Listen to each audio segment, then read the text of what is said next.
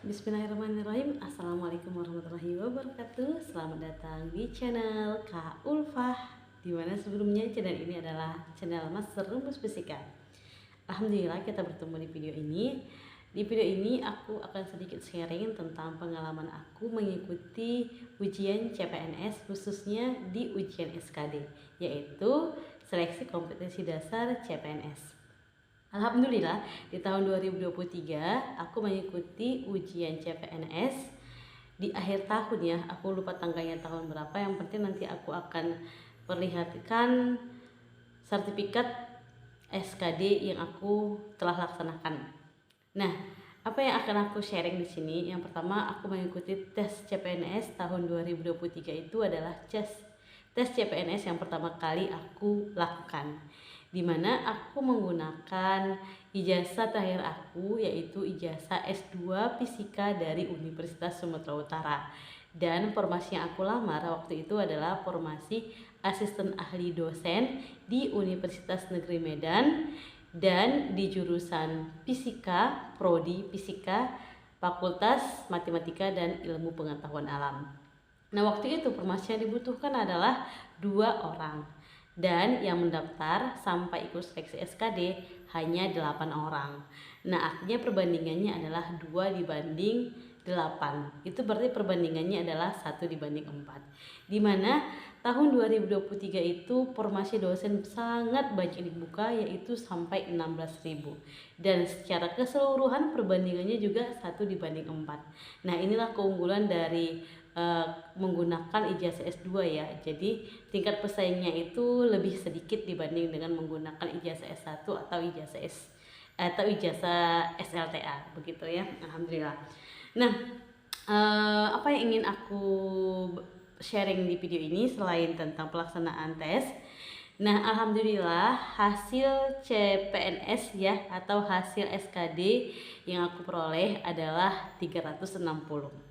Dimana ada banyak sekali nilai-nilai yang lebih tinggi dari aku gitu ya, tapi di instansi lain. Nah, ini poin paling penting, yang kita bandingkan diri kita itu dengan instansi kita, bukan diri kita dengan orang lain di instansi yang berbeda. Nah, di ujian SKD CPNS ada 3 komponen yang harus dipenuhi, yaitu yang pertama adalah TWK, tes wawasan kebangsaan. Yang kedua adalah TIU, tes intelijensi umum, dan TKP, tes kepribadian.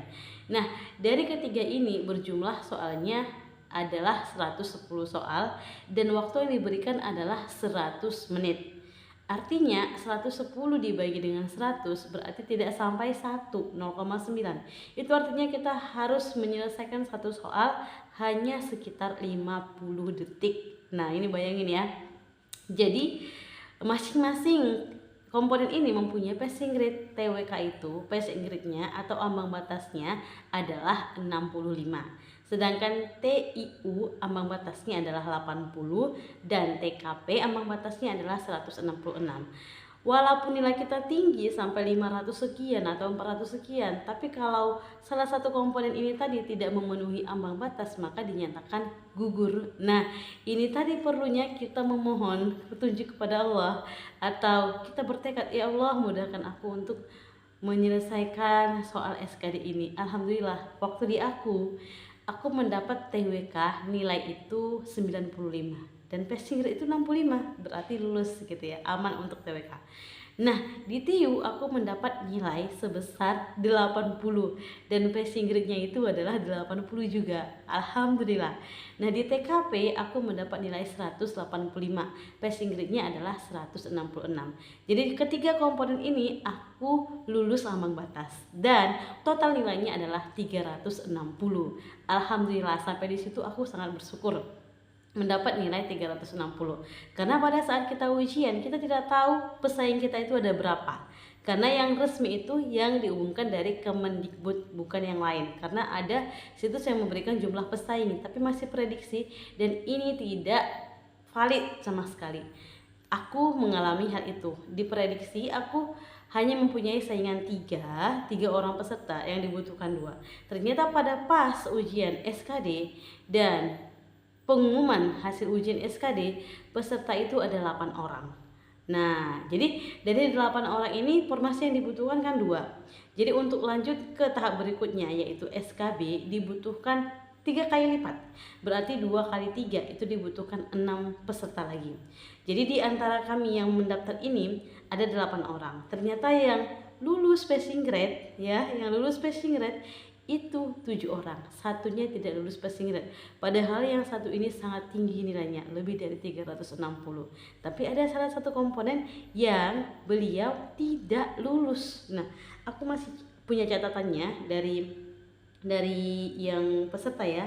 Kami peserta di Universitas Negeri Medan, formasinya 2, instansi tempat bekerja adalah S1 jurusan Fisika, Fakultas Matematika dan Ilmu Pengetahuan Alam, yaitu ada berapa ini? Ada 8 yang mendaftar.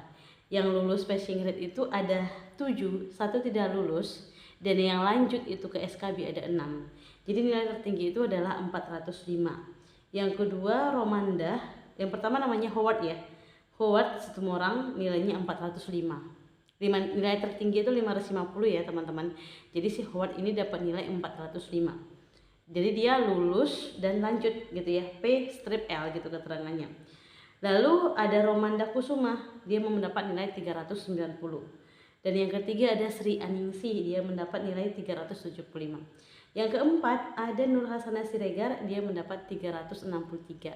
Dan yang kelima ada saya di sini, Arini Ulpah Mawadari Tonga dengan nilai 360. Saya di peringkat 5 tapi lulus SKD dan lanjut SKB.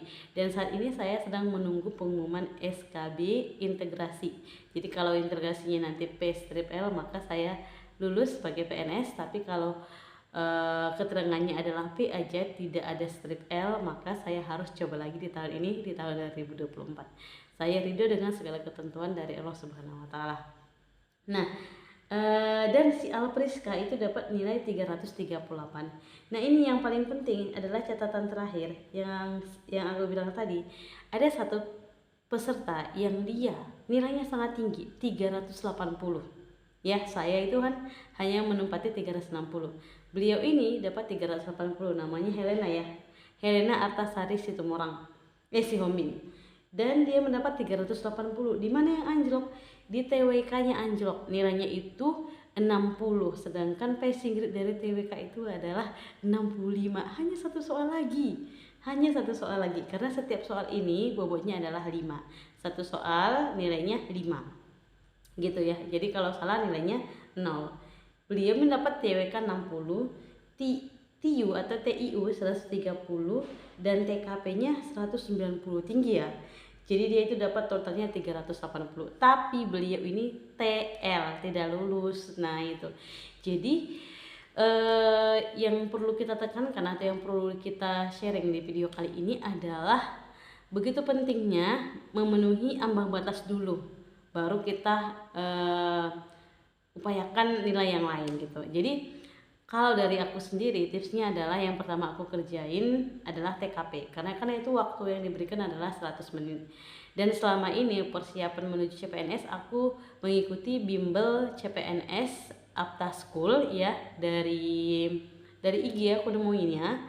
Dan itu daftarnya 150.000, bisa digunakan dalam 1 tahun. Masya Allah. Di situ ada banyak latihan-latihan tryout, mini tryout, P3K, CPNS, dan materi bahan ajar banyak sekali. Hanya saja waktu yang aku gunakan itu hanya 3 bulan dari seleksi gitu ya. Jadi aku persiapannya 3 bulan dan mematangkan persiapan itu hanya di 1 minggu sebelum seleksi. Nah, 1 minggu sebelum seleksi aku terus coba latihan-latihan tryout gitu ya. Jadi di latihan tryout itu yang 100 menit aku selalu menggunakan metode TKP dulu, kan 100 menit nih. Jadi TKP dulu aku gunakan 40 menit karena soal TKP itu ada 45. Lalu setelah TKP aku biasanya lanjut ke TWK. Di TWK aku gunakan 30 menit dan soalnya adalah 30. Jadi satu soal aku gunakan 1 menit. Sedangkan untuk di TIU itu ada 35 soal dan ini juga aku gunakan selama 30 menit. Nah, di pelaksanaan ujian juga aku terapin ini. Aku menggunakan TKP 40 menit Kemudian aku ke TWK dan ke TIU. Hanya saja di pelaksanaan di TIU aku sangat-sangat kekurangan waktu karena